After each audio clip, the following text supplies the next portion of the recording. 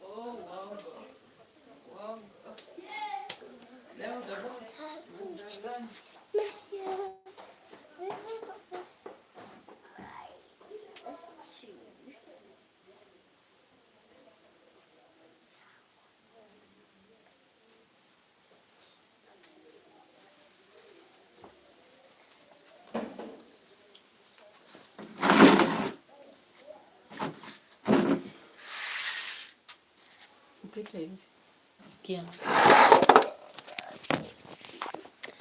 All right.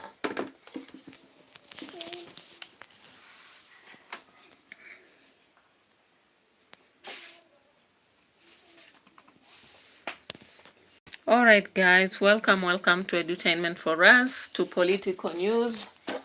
It's a bit dark, I don't know. Yeah, so we are here to dig into the drama in Tanzania, as well as get to deal with other matters. So today we had nice Sunday, but of course on the streets we already see a lot of things unraveling. And having got news from here and there, and also received some classical information, we need to come to the air and share what we've got out there. So how about your Sunday? I hope it was fine. You had a good Sunday. So big up to you, and thank you so much for showing up on my channel. So Tanzania doesn't seem to have any go back, regardless of the Gen Z deciding to protest, revolt. It happens to be a different situation. While checking from outside, people might see it as just a neutral thing, maybe something to be dismissed. But from the very grassroots, there is a lot of trouble in air in Tanzania, because clearly some clips are out, whether from personal individuals who've shared or from other media houses. And it's clear that a lot of people have actually lost their life in Tanzania. And of course, today it was very apparent that Museveni had a pact with Suluhu to get Mkongwe, or is it Mkongwe somewhere, a region as part of Uganda. So out of that, therefore, Museveni really invaded with his armies on South Tanzania. And so many people have lost their death, and it's not going to stop today or tomorrow. This mission is something that is meant to go on and on. So even though it looks like Duma l'Africa, welcome, and thank you so much for watching. So we want to play through what has been happening in Tanzania from different perspectives. And of course, let's see this. Even though Chadema has rejected Suluhu as not being the Tanzanian president, all that is happening is they have sworn, they are going to actually proceed and swear in SAMIA in Zanzibar. And again, it's very funny that we have seen the AU and who else congratulating SAMIA for the results, regardless of them being very satirical. You know, when you compare EU on how it takes initiative and looking at how AU took the initiative here, you would be surprised that instead of AU actually trashing down what happened in Tanzania, they are applauding. Particularly when we look at Mahmoud and the information he shared, it's so crazy. I want just to play some information here. Dumel Africa says we are not getting updates on the latest development in Tanzania. Has SAMIA quelled the onslaught? I just want to show you an update that I've received here, and see what you think about this. She has not really put the end everything as such, but of course the death toll continues in such a situation, Dumel Africa. So let's just check on some updates from Infinity and see what's going on here. Get ExpressVPN and enjoy the speeds you need wherever you are. Just one tap and you'll be connected faster than you can say ExpressVPN. Just how fast What is this? What is this? Test and see just how fast our Tanzania. Ninasikia watu wengi siasa za udalali sio za ukombozi.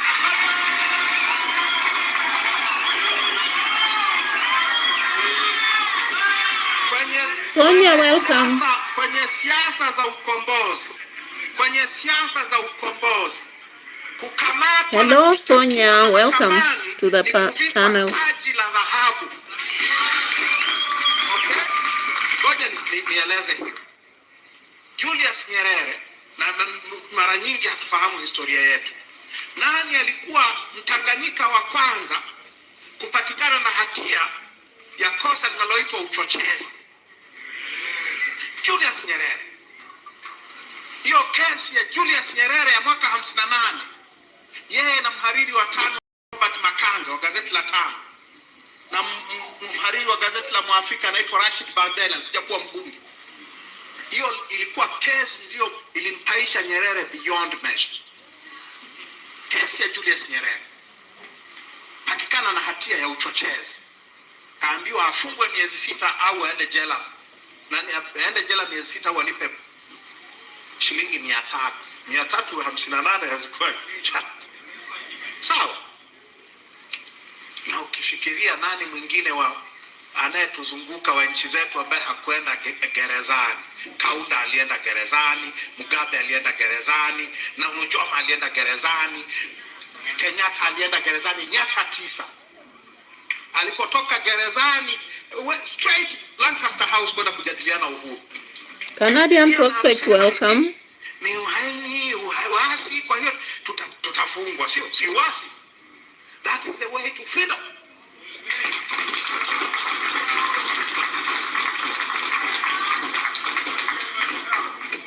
Tutachelewa kidogo.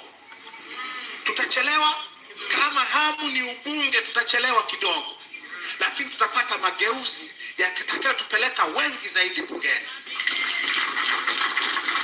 Watu wanataka tu tukapata 5%, tukapata 5% na wabunge labda 7, alafu tuanze kupigana nini? Vikumbo juu ya nani aende kwenye viti maalum. Nataka tupate kura nyingi zaidi, na tuna uwezo kupata kura nyingi zaidi ili wote mnaotaka viti maalum mpate nafasi ya kuwa viti maalum. Tutapata viti maalum ukiwa na mabadiliko. Sio hii habari ya nini hii. Na tutakuwa na wabunge wa majimbo wengi zaidi, na tutakuwa na rais actually. Kwa hiyo ni njia ngumu, ni kweli. Hakuna chama kimewahi kuzungumza lugha hii ever katika nchi hii. Ni sisi tunaizungumza. Kwa hiyo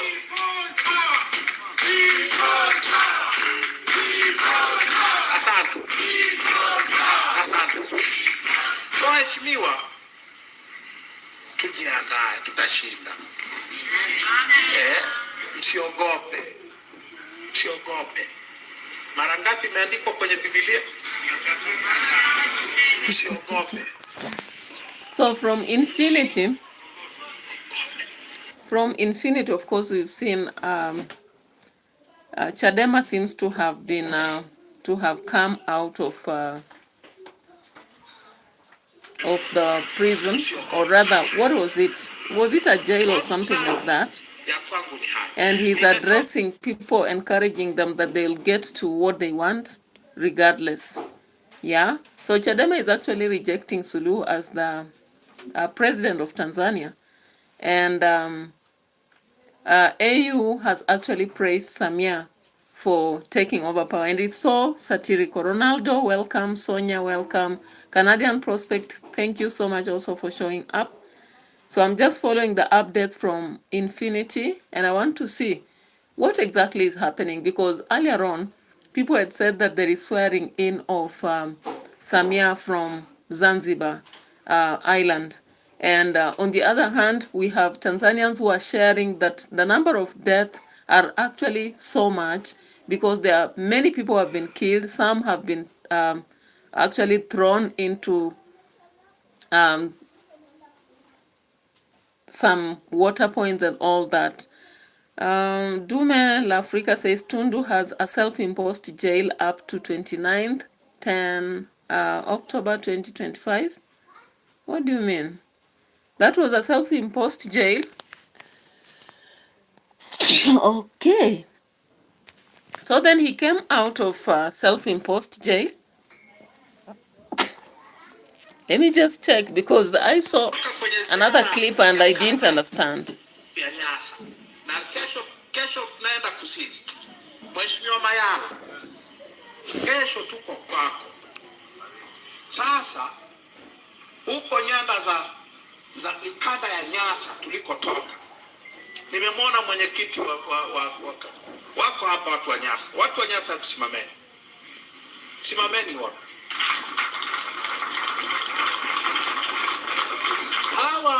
Hawa petitioners wanasema hivi, hicho chama nilichokiona Nyasa kitakufa tusipoenda kwenye nini, kwenye uchaguzi. Hawa ni watu ambao wamesahau kufanya siasa za wananchi wetu. Wananchi wa Nyasa ambao mimi nimekuwa nao siku 8 wako militant, hujawahi kuona.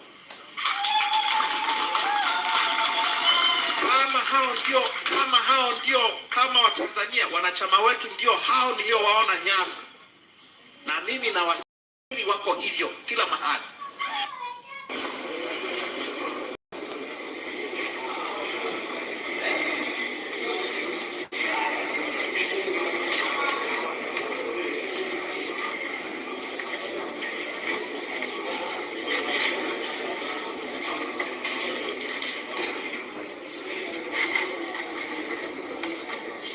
Ronaldo, what is it? I just see, okay, brew, cooked, okay, I see, okay. What is that?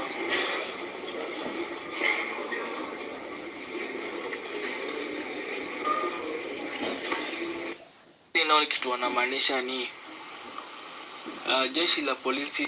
Kwa hivyo, if we check at that specific letter that was written by Chadema was actually trying to say that when you look at Mwanza, Mbeya, Dar es Salaam, Arusha, Songwe, and many different other parts, they are not in agreement with the results.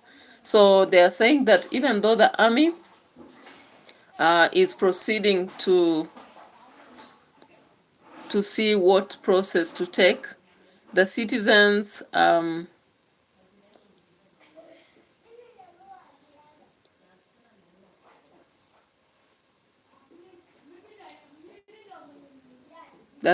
understand what's going on around the leaders.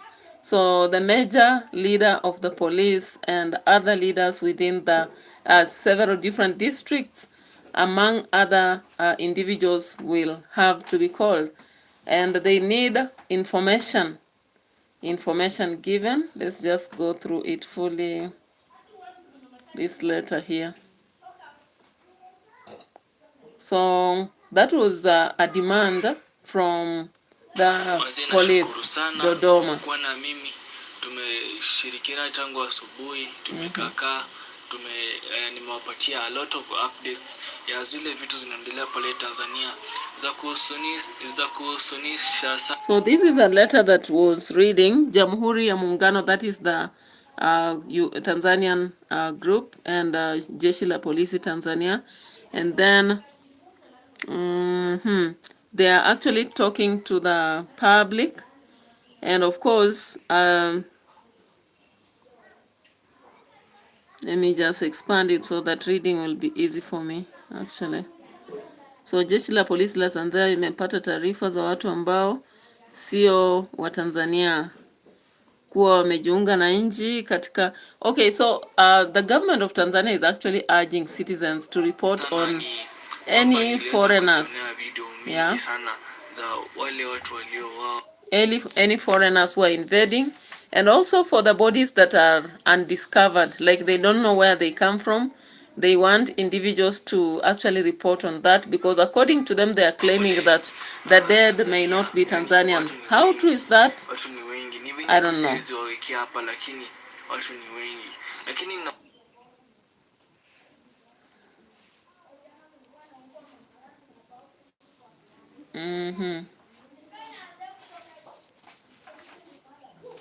What is this silence here? Kuna habari niliweza kupokea. Hebu niweze kuwekea pale muweze kuona member of parliament wa Tanzania alichosema.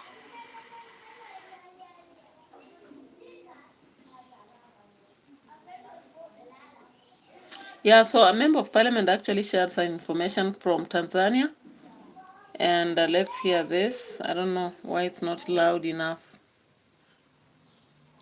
Why is it muted anyway? This one is mute. I need the voice to show here.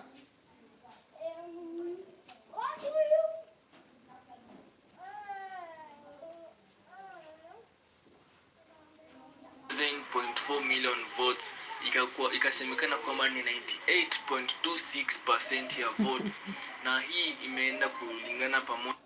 The Honorable Professor Arthur Peter Matharika, President of the Republic of Malawi, and the chairperson of the SADC organ on politics, defense and security. So the Southern African Development Community. Yeah, so looking at the information from external bodies, of course, we've seen satirically and ironically a lot of people actually appreciating the win for Tanzania. And one of the reports here, if you check this article here,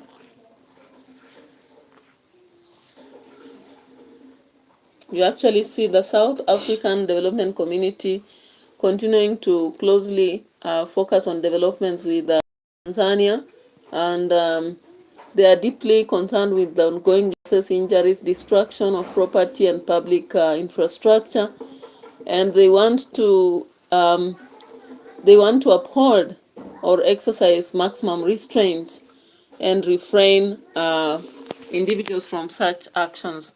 And all they are seeking is peace. So of course, when you begin seeing such documents streaming into a country and specific actions is not being taken, you don't understand. Now on the other end, we have this article that came out again. So we have seen Chadema has repeatedly stated its position of no reforms, no election. We warned clearly that without genuine electoral reforms and political laws, this election could not be free, fair, and credible. The countryside demonstration are clear proof that citizens did not take part in being called into election, and they reject anyone emerging from this flawed electoral process. Therefore, Chadema, the announcement of result today is a clear coup against the will of Tanzania, who have been denied their democratic right, does not recognize SAMIA Suluhu Hassan as a president of the United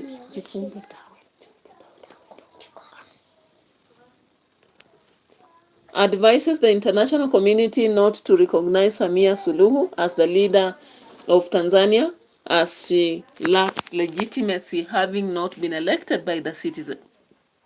That was issued yesterday, November 2025 by Chadema. Then now we have to check here. Yeah. Now this guy was running in AU against Raila Odinga. Came out with a statement to actually appreciate SAMIA in her win, and it was quite funny because people found it very ironical. Okay. Anaitwaje? Huyu jamaa wa Chadema.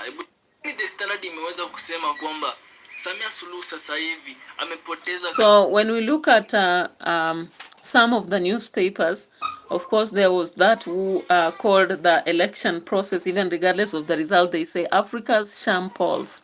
And they say Tanzanian presidential election has delivered a staggering 98% victory of President Samia Suluhu, a figure so implausible. Look at this. Democracy on trial. In borders on comedy, with opposition leaders jailed, vote. Tumult looking exaggerated, and the nation plunged What unfolded was more of coronation. To demonstrate efficiency, officials counted and tallied 33 million votes in 2 days. Okay, yet the question now is, what next for Suluhu? She may have secured power, but legitimacy has slipped through her fingers. Restoring faith at home and credibility abroad will demand far more than choreographed declaration of victory. So I believe with the toll of numbers that are being shown on air, election, yeah, and therefore there is nothing like 97% or whatever the numbers they would have decided to declare.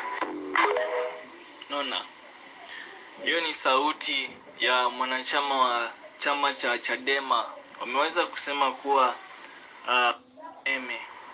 hawana stima kabisa, hawana stima. Nona, sasa acha niweze kuwapa. So there is still blackout in Tanzania, of course, in many places because of the interruption that happened out of the distractions. So a lot of infrastructure was spoiled, and therefore a lot of stuff, and still people continue to burn. It has not really been calmed down. Somebody asked here, I think it was Dumela Africa, whether things have cooled down. They have not completely cooled down, it's clear. Yeah. Mange Kimambi. Chani waweke sauti yake.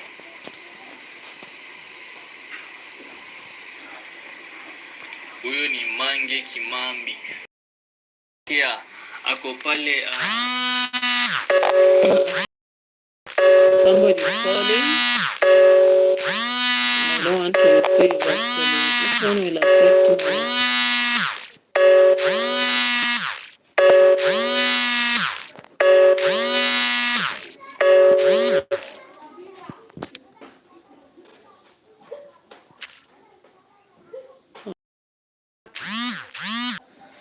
Anyway, we'll have to proceed whichever way. So listen to this.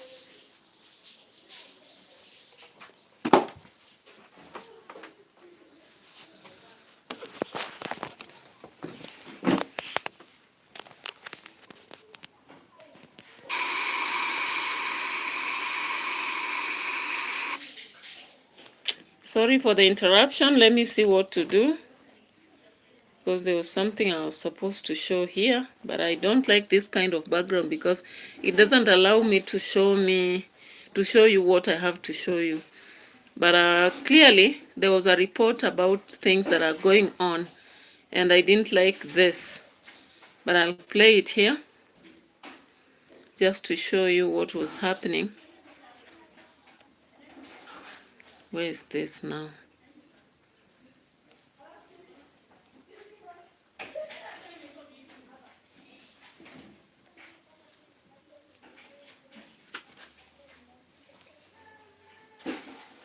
Tanzania ni ya kuvuta.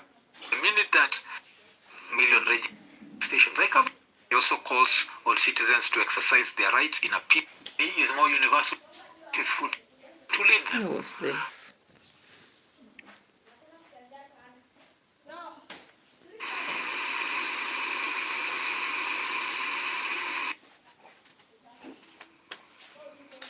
International community.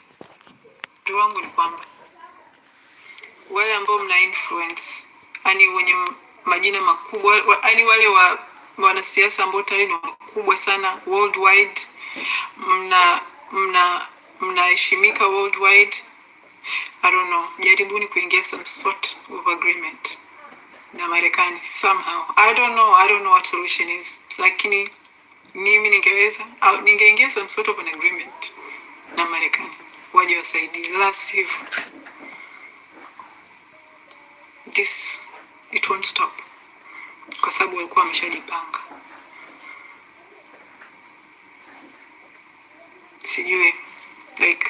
Sijui solution nini sasa hivi, but something has to be done fast. Habari zenu Tanzania. Hakuna kitu kama kuleta bad news. So from the information from this lady called Mange Kimambi, what she was actually sharing is that there was an agreement between Museveni and Suluhu some month back to take part of Tanzania as Ugandan territory, and that is why Museveni had to invade the South Tanzanian side and really have to wipe so many people. And of course there was some sickening video showing how people are being pulled aside. It is also clear that some have been thrown into the waters and such a thing. And of course I want you to listen to how Sifuna spoke about this in Kilifi. Where is this?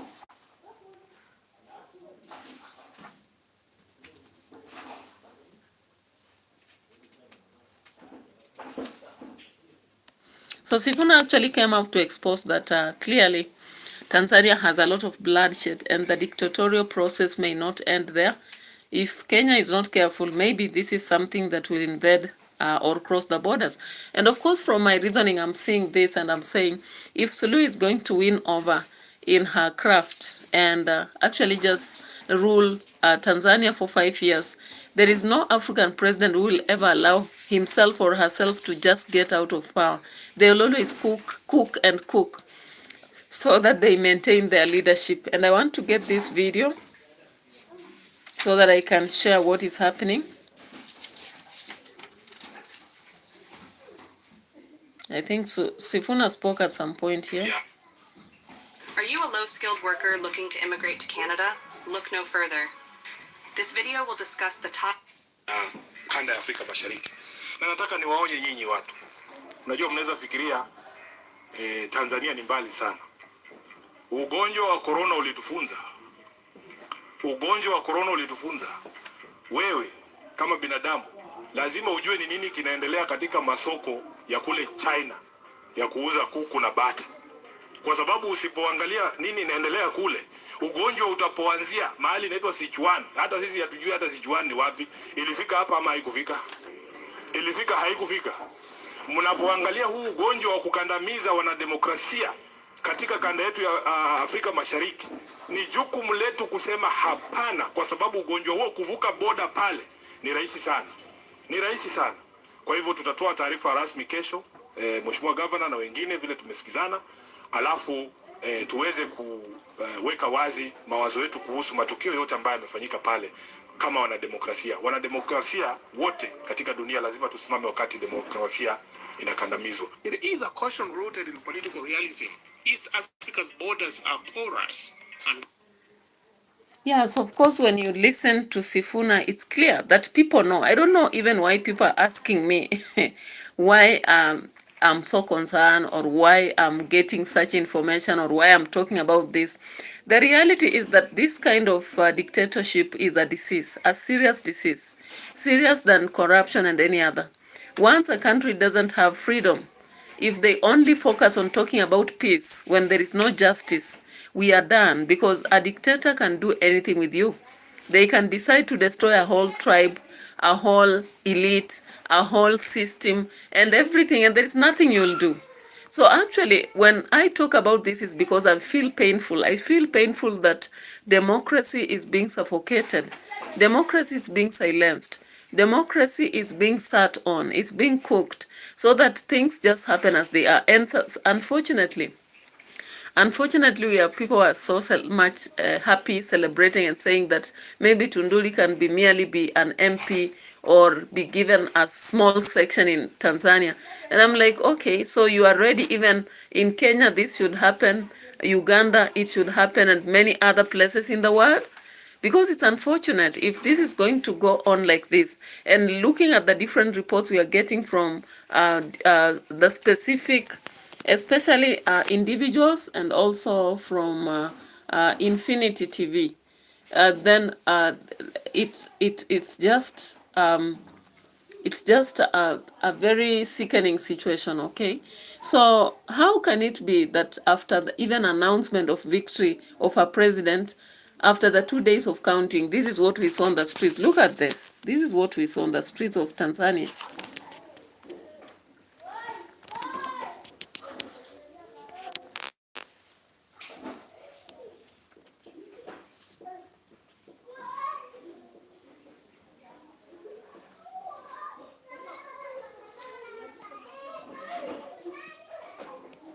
past public appearance seals the polls and came out swinging. She labeled protesters unpatriotic, accused them of trying to destroy Tanzania's progress, and warned that her administration would unleash the full force of the security apparatus to suppress further unrest. Yale yaliyofanywa maeneo hasa kwenye miji ya Dar es Salaam, Arusha, Mwanza na Mbeya na Songwe, kwa vyovyote vile hayakuwa yakiungwa mkono, hayakuwa yakiungwana na ya kizalendo. Mzalendo kujenga nchi na sio kubomoa nchi iliyojengwa kwa nguvu na jasho la wananchi. Serikali inalaani na kukemea vikali matukio yale. Nalotaka kusema hapa ni kwamba kwenye suala la usalama wa nchi na taifa la Jamhuri ya Muungano wa Tanzania hakuna mbadala, bali ni kutumia mbinu zote za kiulinzi na kulibakisha taifa likiwa salama. Ni imani yangu kwamba mimi na wenzangu wote tulioshiriki uchaguzi na Watanzania walio wengi tumesikitishwa sana na vitendo. So according to what Suluhu came out saying, it was like she was so innocent. She was not part of the chaos.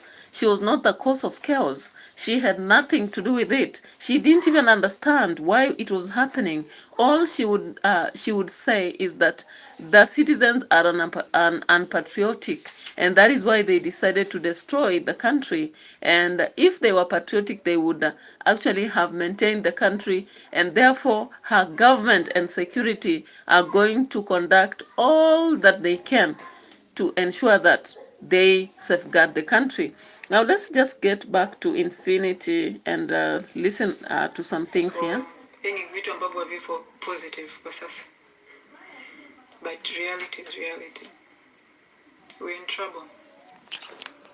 We're in big trouble. Acha niweze kuwawekea yaliyojiri sana hapa hivyo jana wakati Samia Suluhu alikuwa anapokea cheti chake. Now looking Hiyo ndo habari ninazozipokea sasa hivi.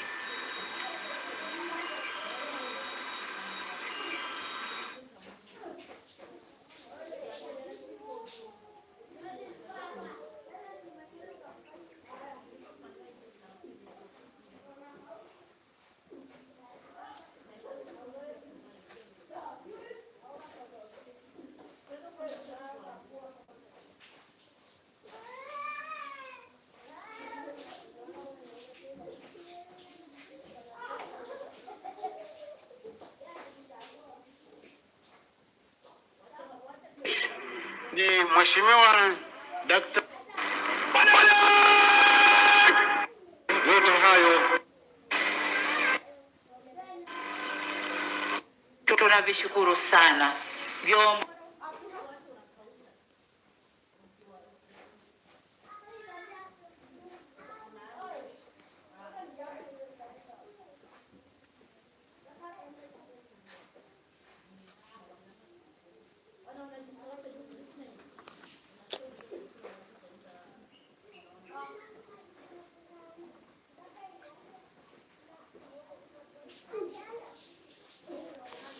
I don't know why the media is actually slacking. I don't know. tumshangilie kwa vifijo kwelikweli. Ni mke wa Rais wa Zanzibar na mwenyekiti wa Baraza la Mapinduzi Mama Mariam Mwinyi.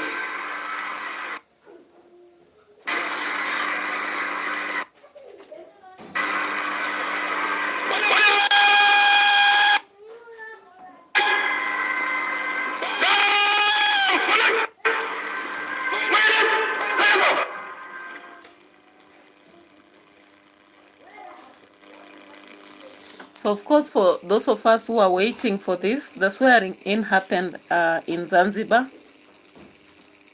The swearing in had to happen in Zanzibar. You can imagine. Because of course they understand what was happening. And so that was the procedure.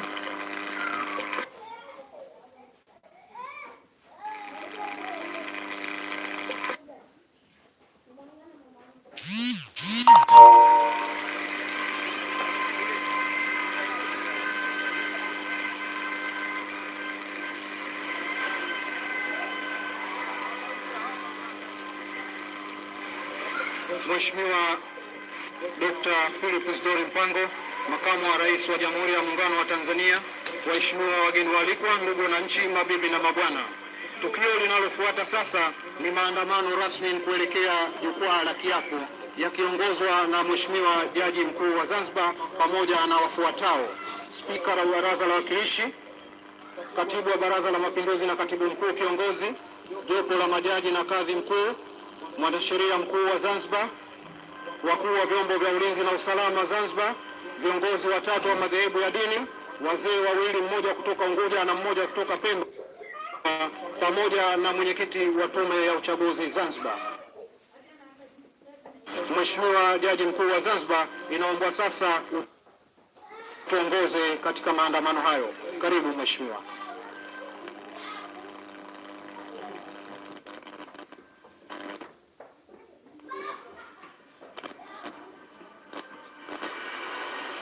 Haya, hapa ni hiyo siku ya tarehe 1 Novemba 2025 ambapo tuliona kiongozi wa Zanzibar, Rais wa Zanzibar Hussein Ali Mwinyi alikuwa anaapishwa kwa mara ya pili wa Zanzibar.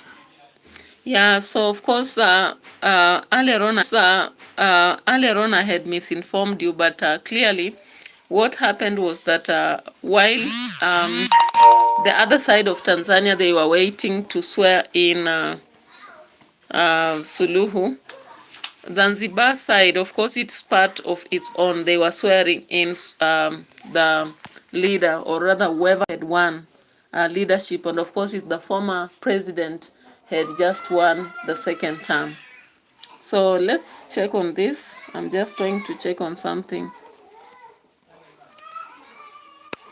Kabla utoe nguo, enda waambie nani wapunguze sauti, nafanya video. Jifunge vizuri. Ama uvae nguo tu. Vaa nguo, enda uambie wapunguze sauti nafanya video. Wananipigia kelele.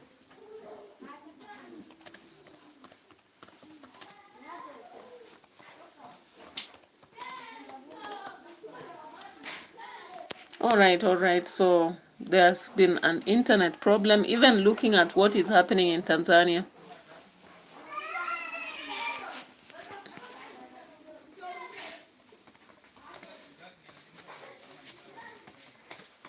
So let me check on something here before I come back to you. Please bear with me because I don't want to give fake news here. Totally.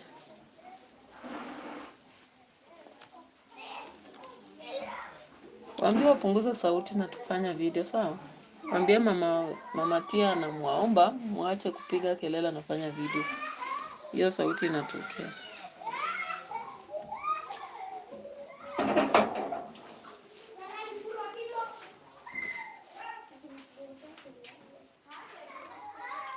Wewe hujaongea vizuri wakasikia. Songa karibu na wao uambie. Enda uambie.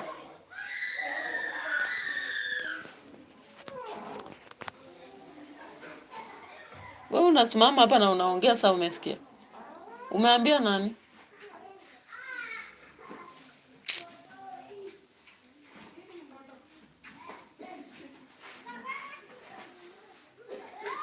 Umeambia nani anabe? Nicole ndio nani, enda huko uambie wale wanaongea huko. Nicole. Enda vangu.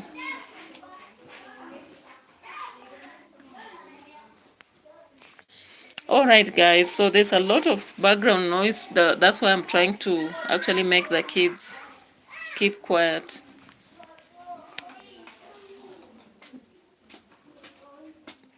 But let me see. So of course, we understand this drama started long ago. But after President SAMIA was actually declared the winner officially on the presidential election held on 29th October 2025 with an overwhelming approximate of 97.66% of votes, the election was widely criticized, okay?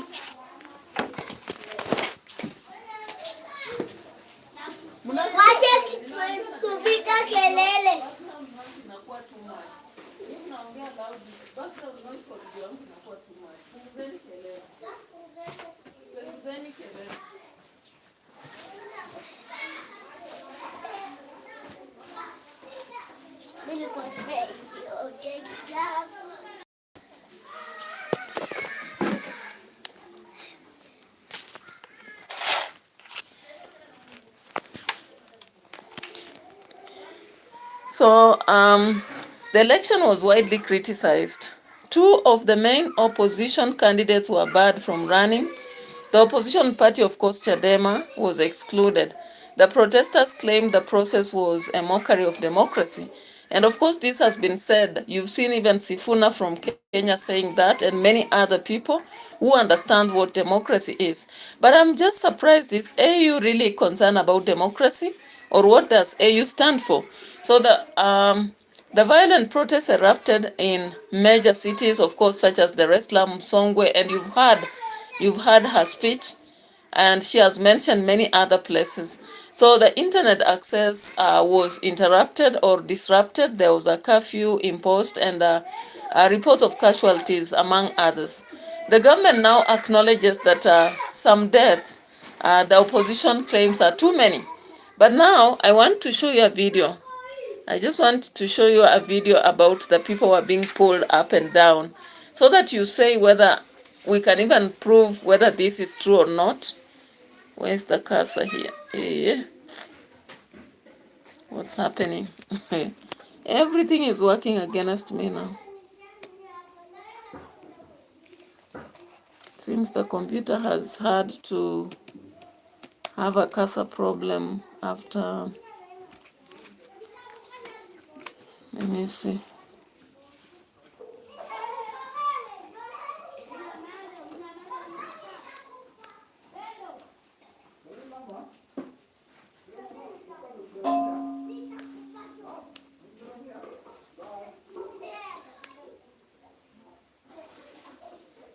So clearly, if you look at what is happening, as the swearing in happened in Zanzibar for someone else, Suluhu's swearing is not yet disclosed. It seems like maybe she conducted her own coronation, because clearly that swearing in has not been shown anywhere. Okay, Teresa. Yeah, it has not yet been shown anywhere. I'm trying to look left, right, and also consult here and there, but I've not been able to access any information concerning that. So let me just check on, I was supposed to show you a video on the death toll, but then the computer has misbehaved. So meanwhile, let me proceed with other things and I'll come back to Tanzania.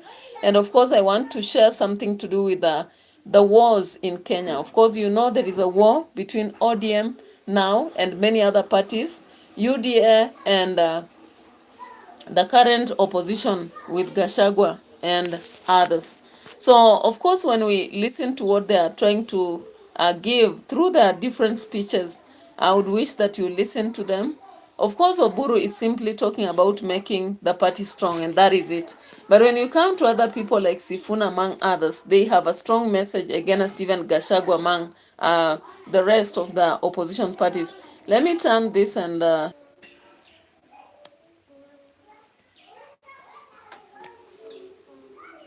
so let me show you this here.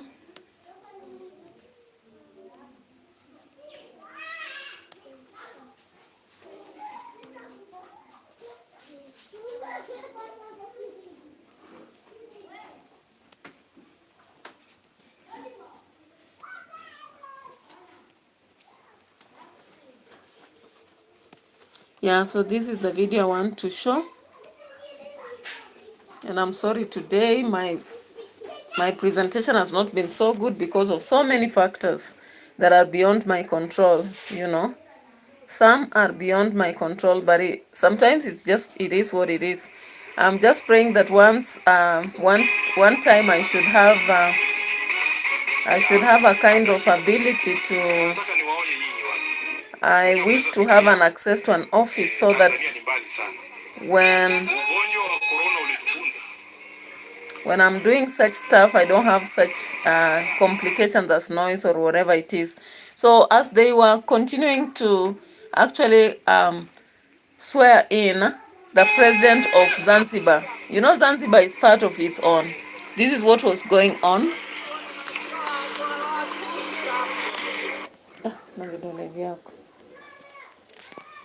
What is happening again?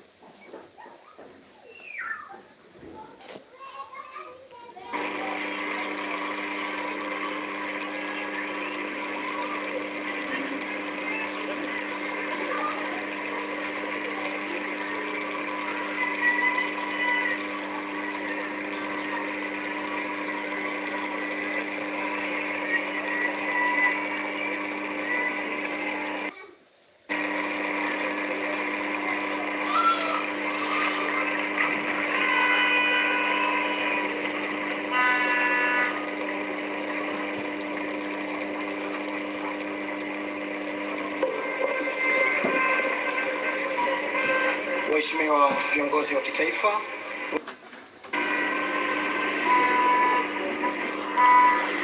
Yeah, so that proceeded in Zanzibar.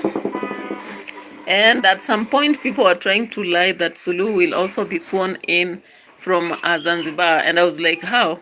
But unfortunately, that was just a rumor. And the reality is that we don't know about the swearing in of Suluhu. Because even after the announcement, protest just proceeded. The protest did not stop. Okay.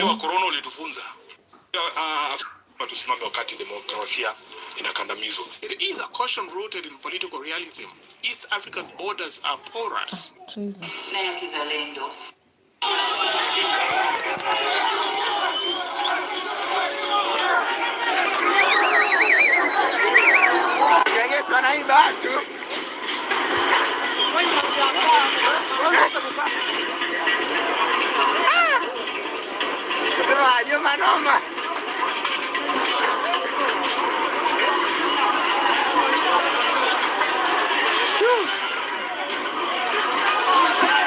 kila kitu.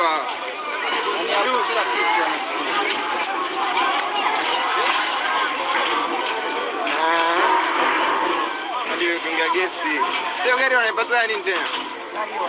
Kuna meshe wasije pasua.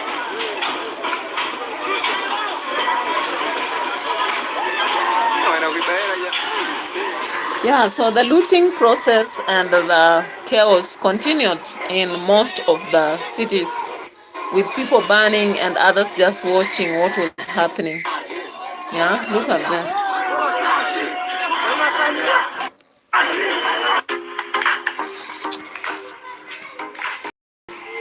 Yeah, so the citizens continued to actually reject SAMIA as their president. But I don't know what to say, because as people continue to actually reject, we have those who are continuing to praise her. Though the one who really surprised me was the AU Mohammed. He wrote a very long message to appraise Mama Suluhu for winning. We also remember that Zuchu and Diamond had been at the back of Suluhu all the time. And now when they realized that things were very tough, they had to turn against everything and speak differently. But these are things that I don't understand. Now let's see something here. And I don't know, can Tanzania really be stable? Unless maybe through, if Suluhu wants to really work alongside Museveni for support, maybe we may agree that she may make it. But looking at the silence itself, yeah.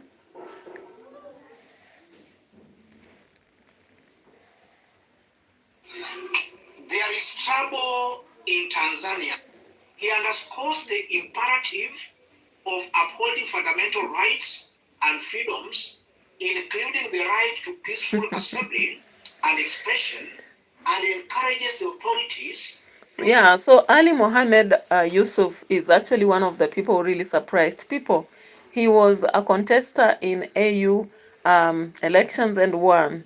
And funny enough, he came out to congratulate Samia Suluhu for victory. He also said he took note of the results, that he deeply regrets the loss of life during post-electoral protests, and extends a sincere condolence to families of the victims.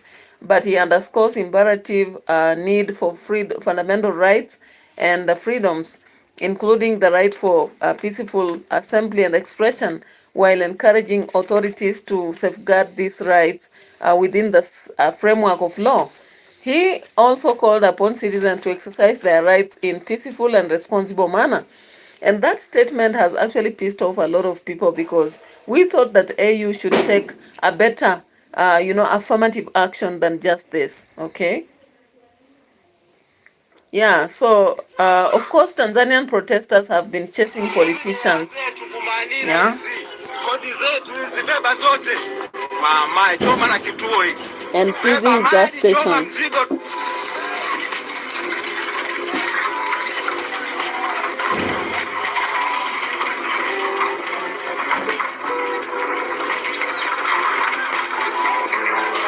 Good evening and welcome to Intervlog, the platform where Africa speaks, the world listens, and truth finds its balance between light and shadow. Tonight, we turn our attention to Tanzania, a nation once celebrated as an oasis of peace in East Africa, now finding itself at the crossroads of democracy and disillusionment, shaken by one of its darkest chapters in modern history. Yeah, so this continued to happen after the results. You can see people carrying Over the past week, gas cookers. streets that once echoed with music and laughter have been silenced by sirens and gunfire. What began as a celebration of democracy has turned into a battle for legitimacy. With hundreds feared curfews imposed and citizens divided between hope and despair. The spark came not from a campaign. So anyway, many people want to know a lot about Tanzania.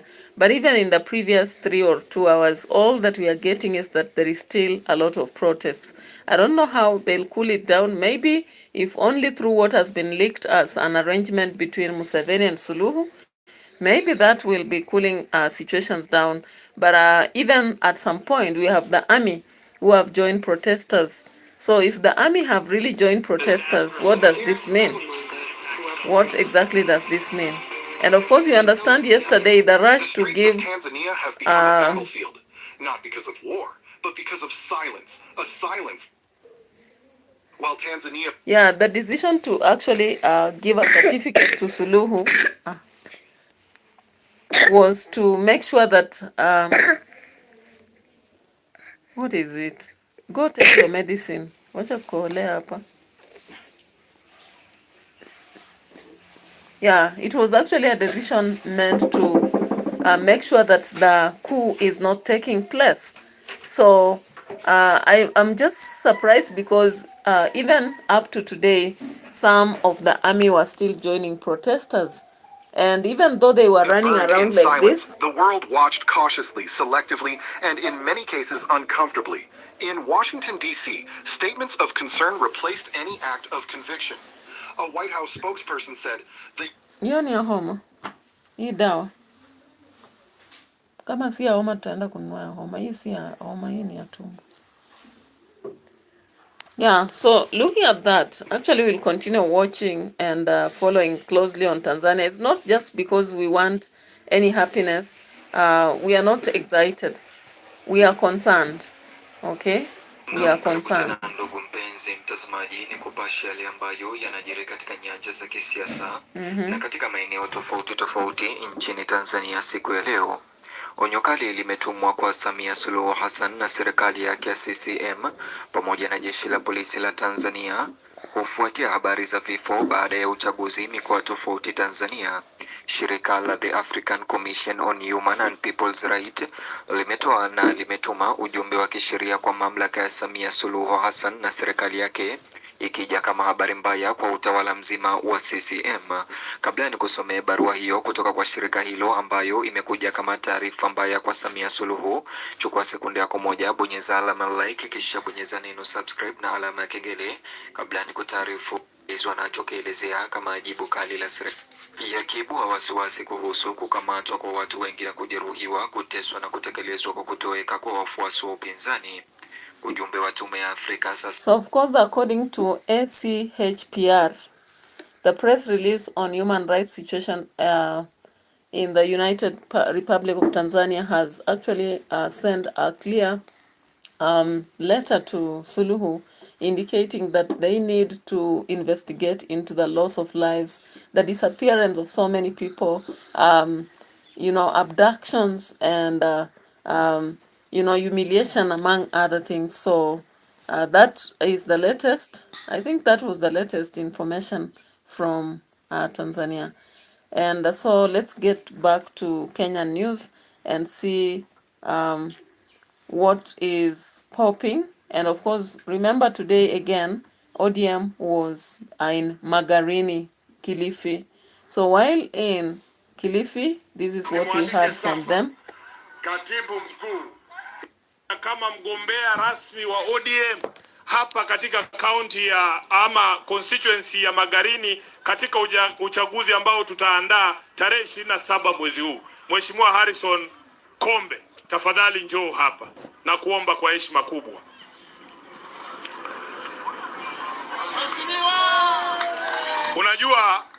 Unajua kuna wakora wengi hii nchi, si ndio? Unaona mwingine anapitia hapo anasema yeye ndio kombe wa ODM. Nataka nitambue Kombe kama mshindi katika wodi ile. Na kikosi cha ODM ni kikubwa. Gavana pale kwenye bunge la kitaifa tunao wajumbe zaidi ya 80. Tunataka wote tugawane. So of course, while Sifuna was in Magarini, the emphasis was on presenting Kombe as the major individual in ODM. And what they are trying to do is to also indirectly attack Gachagua on the other end. I don't know whether this is necessary, but you may share out. Now, for once, Wanga also had to speak, and this is what she said. Wanga.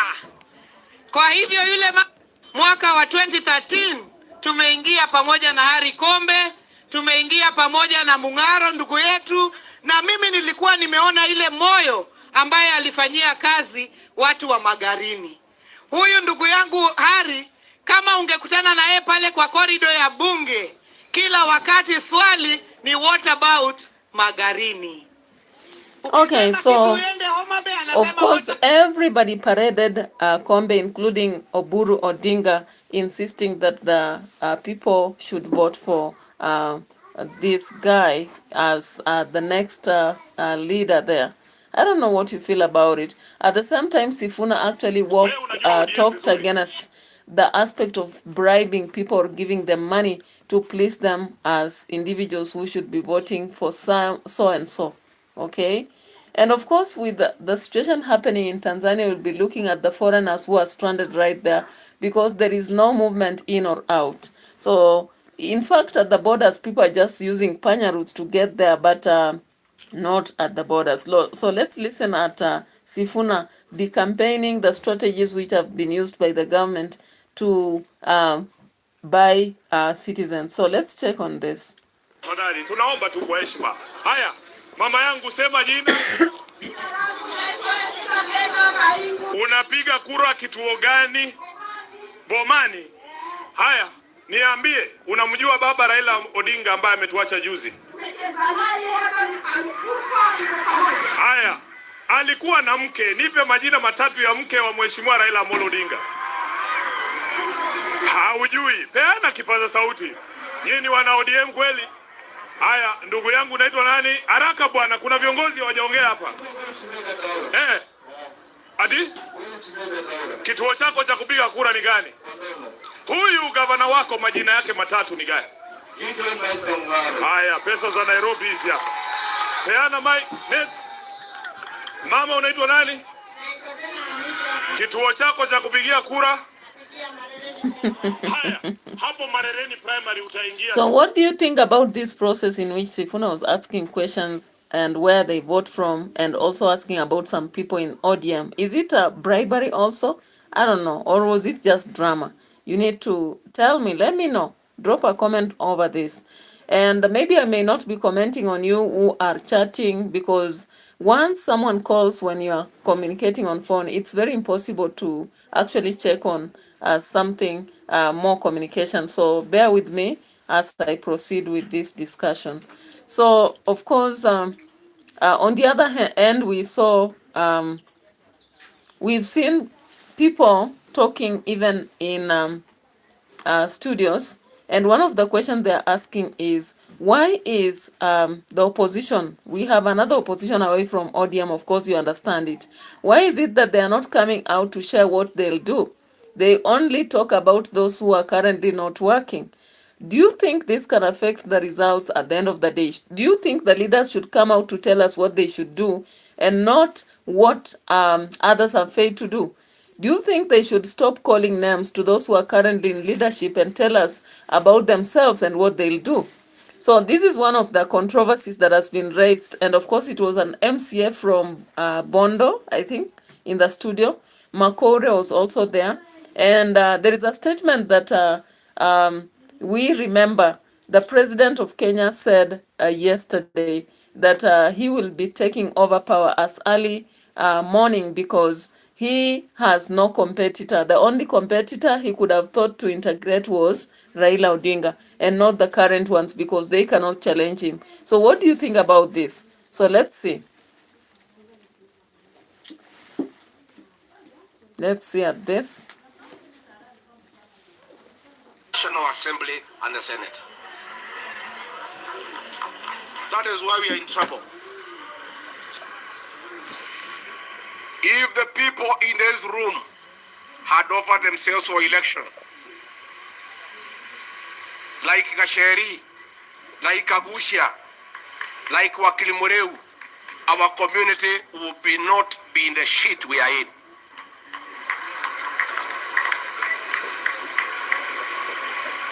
As we mourn Raila Odinga, I must admit, I admire two things about that old man. And I'm really very touched by his leadership. Look at the political party that he built called ODM. A strong political party that though he has never been elected president, he is able to get into every government and get what he wants. Because he has a strong political party. But most importantly, his political party, all the legislators are top-notch lawyers. These are the people who have protected Raila Odinga for 30 years. If you look at Raila's team, James Orengo, Otieno Kajwang, late, Omoro Atiende, Karoli Omonti, Peter Kaluma, Edwin Sifuna, Stewart Matiel, Catherine Muma, Mile Odhiambo, the bad girl, Beatrice Oyomo, Tom Ojieda, Okongo Mgeni, Mohamed Faki, Ochieng, and Babu Owino. Great minds. Great minds. So indeed, Gachagua is admitting that when you look at ODM, it has had very strong legislators, especially in terms of law. They know, they are informed, they are not caricatures. They did not go to that party just for favor. They have the papers, they have the knowledge, they are great minds.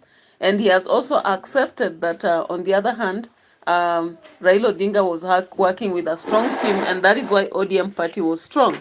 What is he trying to tell us? Does he have a strong party too? Does he have strong legislators? Is he trying to admit what Ruto said, that the only strong competitor he had was Raila Odinga? Or we may look at the other. I saw another lady in a studio challenging people and telling them that they should not imagine that winning is just for the government. And this is what she had to say. I want you to listen to her and drop your comments, okay? Then we'll be coming back to Tanzania later. But let me start by addressing what the president was saying here. I'm also a leader. The same. I keep on telling my friends that in my analysis, I see that this could be the last or the second last tribal election that people go into. Do you think this will still be a tribal election? It still will be a tribal election, and sorry to sound like a pessimist, but those are the current indicators that I see. But let me start by addressing what the president was saying here. That this only competitor... Now, of course, I want to play that clip of the president and what he said while in Kakamega. And this is what he said, if you missed it out. Was in Kakamega, that was yesterday. Let's listen to what the president had to say. Yani mtu ningeshingana na yeye ni Raila Odinga. Lakini sasa hawa nitawamalizia asubuhi na mapema. Very early in the morning. Wamepotea. One time kasongo nini? Hiyo itabadilisha dunia hii kweli? Sio ni ujinga. Kasmu and the So actually, the president has underscored everybody who is competing against him. And he says that even those who are calling him one term, like Sifuna, Babu Owino maybe, and the rest, and those who are calling him Kasongo, like Gachagua, or Kalonzo, or Eugene Wamalwa, or even Natembea, if and the rest of them were saying some things like, let's say, Mutata, according to him, even Matiang, those one will be beaten early in the morning. They don't have a position. And so in the studio, we had to listen to what other people were saying. And of course, Kasmuel and Ruto Psychophant were there in the studio. And according to what many believe, they were silenced by the lady.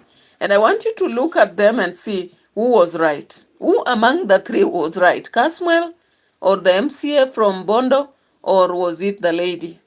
Let's listen to each of them.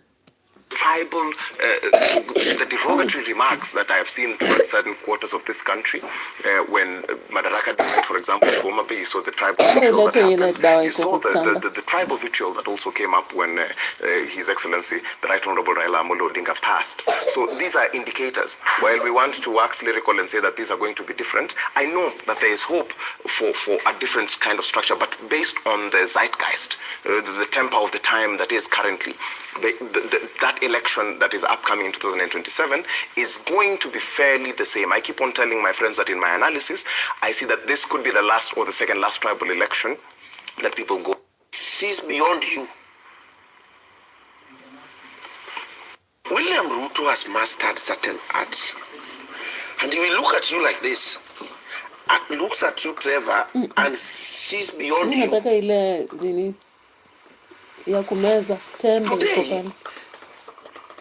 where I come from, because can't talk, I see a number of things that happen in this country, but I'll be specific to a few things because I'm also a leader. Last elections, William Ruto did not come to my constituency. Today, he has come there talking to people, and I think that is the background under which the president was addressing these guys. More than 4 times. Not just to come and say hi to the people, but there are things that he is making sure that are done in that area, including where I come from, where I represent my ward at a place called Loria, where we have a story building of a market. That, that market at Loria, even old women go there in the morning. Look at it. Hey. So, Mama, what is this? Now you are going to have your vegetables in floor 3, and then your tomatoes in floor 4. Then they say, this is brought by, of course, it's our taxpayers' money. But remember, we have been paying those taxes. Receipt for that seat. They've praised Baba a lot. And I'm grateful. Even us in Ukambani, we love Baba. I mean, we voted for him a couple of times. And we're still mourning. To hear them saying what the statements of the president, they actually are standing by him, yet he is the exact opposite of what Baba fought for decades. For decades. We are speaking about a president and literally the government that has killed our youths. We are talking about the government literally that has made our youth disappear. We've been here free so and so. Free so and so. The same government, what Baba lived for. For me to be today elected as an independent candidate, it was the blood and sweat of Baba fighting for democracy. I would have never been an MCA if he never did that. So seated here, seeing someone beating their drum, saying that, he cannot see any other person who will be there to defeat him. That's where he's going wrong with. He's going to the ballot against the Kenyans. It's not about who is on that ballot with him. We saw our neighboring president beating her own drums. Where is she right now? We actually constantly asking, where is she? Because you can never subvert the will of the people. I can tell you, and you are a Mheshimiwa, when the people in your constituency or in your ward.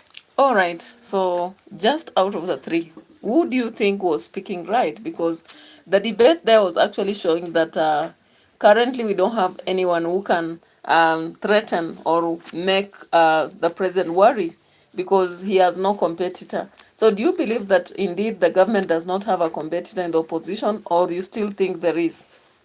Do you still think that people are proud because maybe roads have been made in some places? I saw like Malava, Navaholo Road, they were launching while at Malava and trying to be the drum for the member who was to replace in by-election. Like the markets he's talking about in the places mentioned. Do you believe that is going to change the narrative of one term? And according to Kasmuel, what he says is that people are still voting on tribal grounds, and even the young people who have been campaigning and talking about this and that, they are not willing to actually vote differently. So what is your thought? And so when you look around, you just see a war that is happening between ODM, UDA. Of course, at some point, Sifuna is strongly saying that they must look for a candidate for their party. And that is why they are really going around in the name of mourning Baba. But the reality is that the fire that is going out there, the ODM has realized that they were losing it. So they have decided as they go about to say they are mourning Baba, all they are doing is to ensure that their trying so much to bring aspects in relation to the next forthcoming election, and also to smear or maybe wax their party into a stronger one. All right. So that's what I believe. That's what I currently believe. And therefore, I see a war that is going on between ODM and UDA, ODM and the other opposition, because ODM feels like, who is this coming to invade in our space? And that is why they have begun from coast. And I'm so sure they picked the next place, knowing that they are going to a place which favors them. And that is why they are not ready to go into the Mount Kenya for whatever reason. Possibly because they know they are fighting with Gachagua and Kalonzo Musyoka on the other end, so they don't want to go into that. Yeah, so I think unless I've left something, that is the much I can share as I continue digging into Tanzania's situation. But clearly, I don't know what you think, but the matters out on the streets actually tell us that unless citizens and maybe the unions that are relied upon by citizens stand strong, there is a danger in the world. Actually, most people are so selfish and they want to be in leadership forever as much as they want.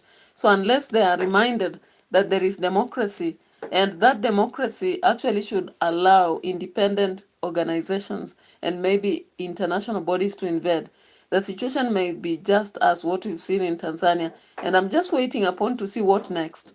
What next, Suluhu? Now that she took over the leadership, what next? So of course, what does it mean for her as a president? The reality is that if many leaders, many individuals rejected her, even though she had a large margin of victory according to the data that was shared, the fact that there is opposition and revolt, repression, and serious questions being raised on credibility of election and the state of political freedom, future democracy of Tanzania is actually in the drain. Clearly, there is a turning point maybe that will happen, but the situation may suddenly shift maybe from the image of political liberalism that SAMIA began in 2021 to a centralized control that we've finally seen. So if you're studying Tanzanian politics, this election marks a moment of consolidation for Samia and her party Chama cha Mapinduzi that has really been in leadership for long. For human rights and governance watchers, of course, the allegations of suppression, internet blackout, council opposition, participation, and unclear casualty figures are major red flags. Foreign and international relations, Tanzanians' internal security and stability, trade, and such things are investment are in a risky climate. And the relationship with donors might also be affected. I'm so sure about that because of human rights and legitimacy. So let's just watch. There was a video I wanted to show, then forgot about it. There was something showing very traumatizing scenes. I don't know whether it was this that we are supposed to show as we end this video. Every part of your research. Nyasuna nimwalike sasa katibu mkuu wa chama cha Naam, karibu tena ndugu mpenzi mtazamaji, ni kupasha yale ambayo yanajiri katika nyanja za kisiasa na katika maeneo tofauti na kwa uwazi. Mbali na kudai the streets of Tanzania have become a battlefield, not because of war. Hizi ni hela zetu kumanira hizi kodi zetu hizi beba. There is trouble in Tanzania. Ya kanda ya Afrika Mashariki. Na nataka niwaonye nyinyi watu. Najua mnaweza fikiri. It has been hours since President Samia Suluhu Hassan was declared the winner of the October 29th in Tanzania's political inferno with concerns. Well, according to ODM Secretary General Edwin Sifuna, the answer is a resounding yes. I think that video is somewhere. Where is this? Sometimes you watch so many videos until you are lost.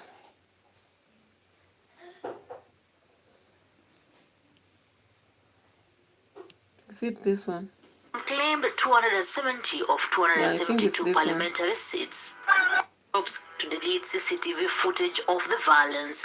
Opposition sources estimates anywhere between 700 and 3,000 deaths since October 29th.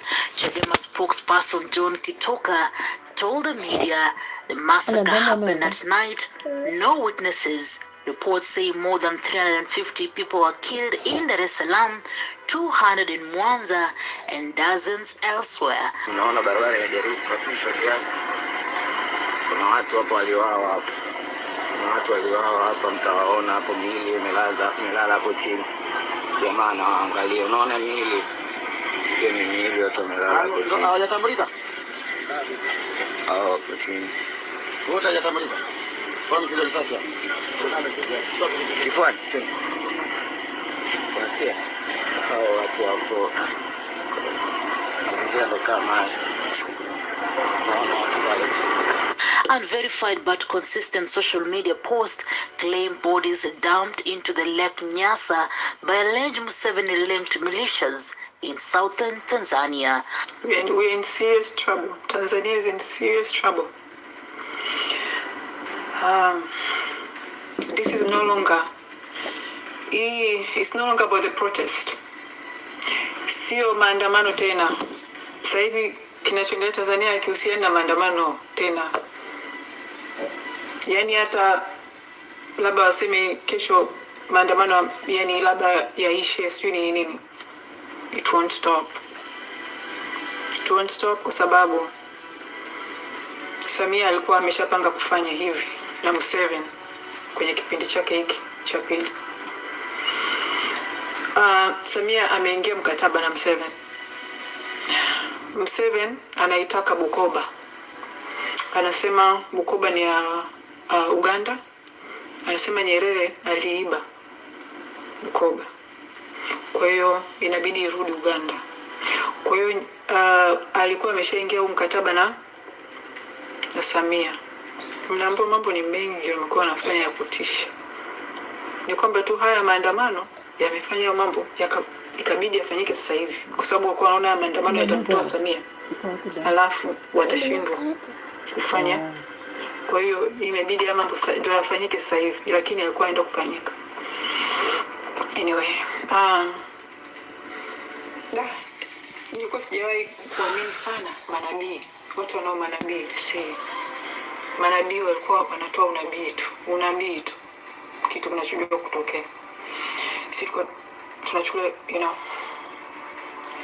Anyway, jeshi la Tanzania. Hospitals are overrun, morgues empty. Yeah, so from that information, of course, mortuaries are empty, but hospitals are overrun, and people are not allowed to pick bodies openly. They are supposed to pick them secretly and go bury, with a lot of surveillance around. So that is why most people are actually getting this news, but they are not seeing the pictures or footages of whatever is happening. Anyway, let's pray for the best because it's so sad.